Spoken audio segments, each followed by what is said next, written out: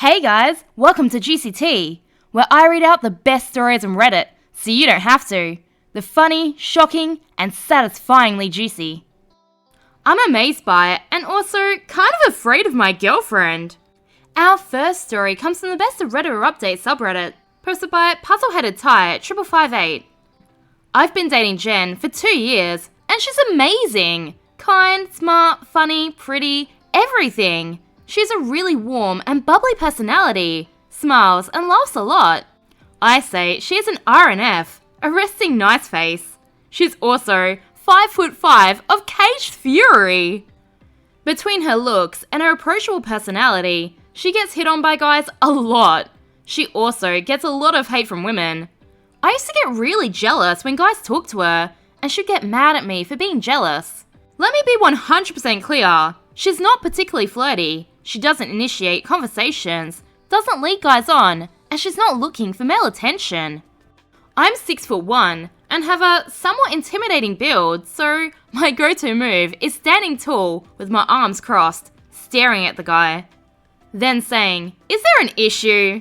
Recently, instead of immediately jumping in when guys hit on her and causing an argument with her, I began paying attention to how she handles unwanted attention. She's like a ninja, deflecting creeps and mean girls. She reads the situation and knows when to act nice, when to ignore them, when to be firm, and when to leave. I began to realize I don't need to be jealous. She can take care of herself. Over the summer, I tore up my knee pretty bad. She basically moved in to help me during my surgery and rehab. She's been amazing, taking me to things when I couldn't drive, making me food when I couldn't even stand, helping me do my PT, etc. I'm still wearing a knee brace, but I'm getting there. She loves to dance, and although I'm terrible, I love going with her because it makes her happy, and she looks incredible when she's dancing. Since my injury, we haven't gone out much, and we haven't gone dancing. I'm not able to dance more than a slow dance, so I got her friends to go out with us so she could have someone to dance with. Pretty sure she likes dancing with her female friends more anyway. It was me, Jen, a couple, and 2 girls. The couple left pretty early. Watching her dance, I had a moment of clarity. All I could think was how lucky I was. I was going to be going home with the person I loved most in the world. I realized I wanted to marry her. 3 attractive women dancing are gonna draw attention. I'm no hater, but it was funny watching the guys try to hit on them, and I was glad that wasn't me anymore. This one group of guys in particular weren't getting the hint. They surrounded the girls and tried to dance behind them. Jen said something and pushed them aside. The girls came back to where I was sitting, and the guys were glaring at us. The club closes and we're walking out towards my car. Turns out the guys weren't ready to let it go. A couple of the guys were insulting us, especially me for being a beta, that I'm not a real man, real incel energy. The irony that they are the guys that I should have been protecting my girlfriend from was totally lost on them. They're getting louder and more aggressive. We tried to defuse the situation, but they're not letting up, and a fight seems inevitable.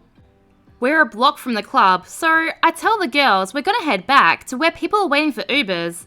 They block our way, and I'm ready to get in their faces, hoping I can intimidate my way out of this while the girls get away. I have one bad leg, and if someone shoves me, I'm probably gonna fall down. Plus, there's only one of me. Jen suddenly releases a stream of insults and obscenities towards these guys and doesn't let up. I'm not sure she even stopped to take a breath. They were shocked, and so was I, by the genuine rage directed towards them. I've never seen her so angry. They're backing up while she's moving towards them, screaming. She's driving them back into a crowd while also creating a commotion. Told ya, she's a ninja. Some club goers start to come over, and it's clear they're not on the guy's side. The guys are embarrassed because they're getting told by 120 pounds of hot white rage. This is the part where I should be embarrassed. My girlfriend, who is 8 foot shorter and 75 pounds lighter, kept me from getting my butt kicked. Honestly though, it was one of the most badass things I've ever seen. Too long didn't read. The same woman that was the most gentle person when I couldn't walk also stared down a group of creeps outside a club. She's a keeper. I better get a ring on this one before she realizes that she can do better. Down in the comments, Base10 Machine says, I wish guys would take cues like this better. I've had boyfriends really misread a situation and start fights that put me in danger. Caught an elbow to the face once. Thanks so much, Jeff. You big strong man you. Good luck with your girl. Opie responded and said, sorry to hear about catching the elbow.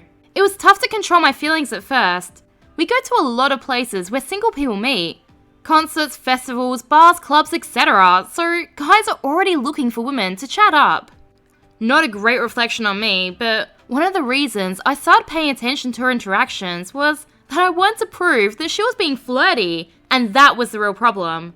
Well, I realized she wasn't, and she was giving me no reason to be jealous. Update. Thank you to everyone that read and commented on my previous post. I was a nervous wreck writing it. I was trying to work up the courage to talk to her about our future and make sure we were on the same page. I knew she loves me and wants to be my wife, but she has a lot she wants to achieve, like going to grad school. I would have understood if she wanted to wait to get engaged, but it still would have hurt. She was sitting on the couch, reading a book, and I was just looking at her. I was thinking, she's so amazing. Just talk to her. Everything will be fine. She looked at me through her big dumb glasses and smiled. That was the final push I needed. Fortunately, we were both in the same place and ready to take the next step. We just went on a long weekend. We were walking to a little spot with a beautiful view for a picnic, and I pretended to stumble and re-injure my knee. Pretty sure she didn't buy it, but she played along. She loved the ring, and of course, accepted. My previous post was a love/appreciation letter about her. I also wrote one to her that was much different and more personal. I wrote it by hand to give her when I proposed. She cried when I proposed, and again when she read the letter. I also showed her the post later that day. She liked it. I got a couple of little laughs and a loving look from her. She said I was exaggerating. Those guys were all talk. She's not a badass. Men don't flirt with her that often, and women are rarely mean to her, and she'd kick my butt if I said otherwise. She was just joking about that last part, I hope. I'm sticking by what I wrote. In my eyes, she's a tough badass. I really enjoyed writing both the post and the letter, so I started handwriting her little letters and poems. They're pretty bad, but she keeps each one. She even printed the post and saved it. She tells me she loves my writing because it makes her feel more connected when I express my feelings. I think that's her way of saying it's the thought that counts. I'm amazed by and kind of afraid of my fiancé. Oh, so cute. This post made me melt. Am I the a-hole if we don't give 50% of the wedding cash gifts to my in-laws and offer an apology after? Posted by Holiday Meal 2431. We eloped a few months ago. Super short ceremony, photos, and that's it. We have a business that's growing pretty quick, and we wanted all of our savings to go towards it, which is why we decided to not go for a wedding party. However, my in-laws wanted a party because of their traditions. After some back and forth, we agreed on it, on the condition that we were not giving them any money, which they agreed to.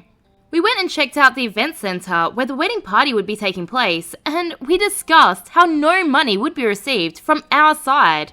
My husband's dad even joked about giving his wife, my husband's mum, some of the money from the wedding gifts, to which she said, no, this is your gift. My mother-in-law, which I'll forever be grateful for, was in charge of everything, and as expected, we only showed up for the wedding.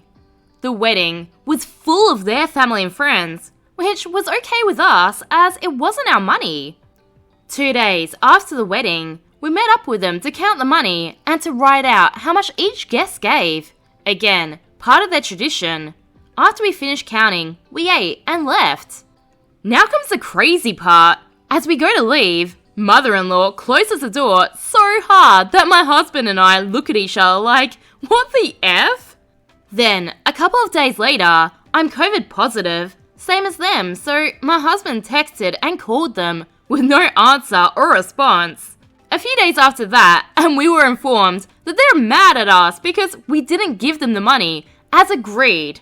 I was like, what? I made sure that before we agreed to the party, that they understood that there was no way they'll receive money from us. Today, his brother called and told him that they're waiting for an apology. Like, why? So Reddit, am I the a-hole for not letting my husband apologize to his family and not even discussing the idea of giving them part of the guest wedding gift money? Should we give them the money? According to the comments, it's part of the culture to reject money multiple times, and the person giving the money is supposed to keep offering until they agree to take it. But they never offered to give the money, literally the opposite.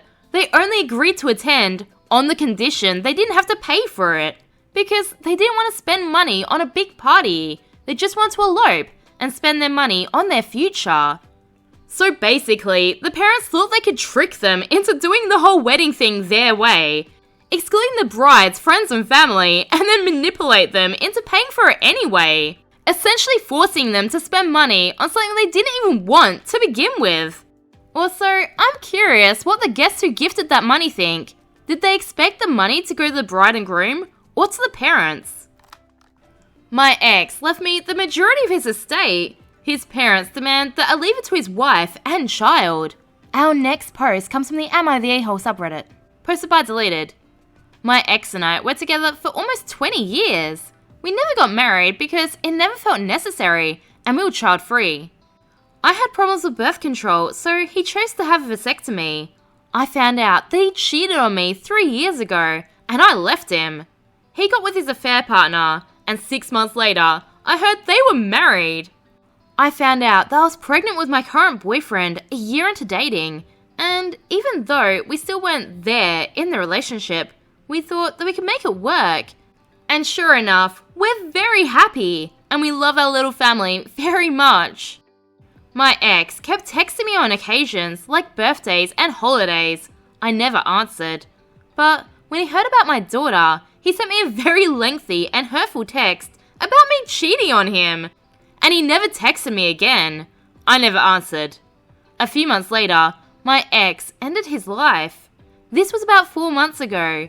His wife is apparently giving birth any time now. I was surprised. I was contacted by a solicitor who told me that I've inherited my ex's estate. $700,000! He had left me everything besides some to his parents' pension and his nephew. I got a letter from him apologizing for what he did and saying that he loved me and wished me and my family happiness and that he wanted to help with that. Now his wife and parents are very angry and demand that I leave them everything. I don't know. Would I be the a-hole if I kept it? Because that's what I actually want to do and what he wanted.